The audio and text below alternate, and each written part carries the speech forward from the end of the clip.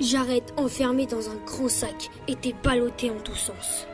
Les méchants démons qui l'avaient capturé le traînaient dans les longs couloirs souterrains du château noir. Finalement, on le balança sans ménagement dans un sombre cachot. Ses yeux s'habituèrent lentement à l'obscurité et il découvrit d'autres enfants prisonniers comme lui. Il semblait impuissant et terrifié, mais Jared se força à garder son calme. Les démons étaient certes grands, forts et impitoyables, mais il était aussi plus bête qu'un balai. Jared pourrait sûrement se faufiler hors de sa cellule. Il le fallait, absolument. Il avait entendu les monstres discuter entre eux.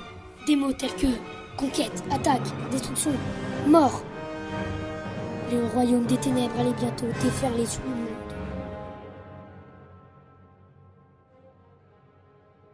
Un affreux gnome le rapportait chaque jour à manger. Alors un soir, après avoir élaboré un plan, les enfants se jetèrent d'un coup sur lui, le bâillonnèrent et prirent la fuite.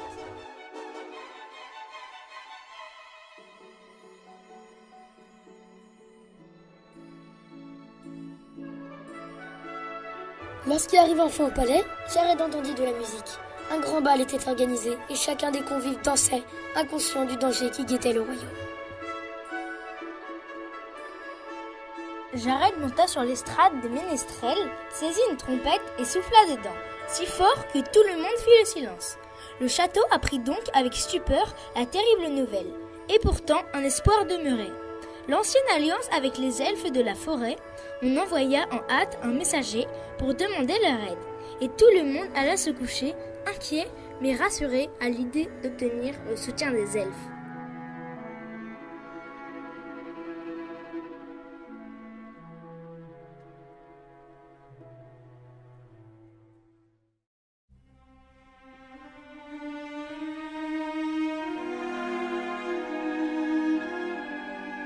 Le jour de l'invasion arriva, et la guerre ne tourna pas à l'avantage des hommes. Malgré l'aide des elfes, des légions entières de monstres de toutes sortes venaient de partout. Des gobelins, des diabletins, des dragons et même des brocolis mutants, détruisant tout sur leur passage. Jared, pris dans la tourmente, évita les coups qui tombaient sur lui. Soudain, on le saisit. C'était l'un des elfes en train de prendre la fuite. Le jeune garçon, ainsi sauvé, fut emporté au cœur de la forêt, impénétrable, magique, où nul démon ne pouvait pénétrer. Loin de son peuple, réfugié parmi les elfes, il resta caché jusqu'au jour où il prendra sa revanche.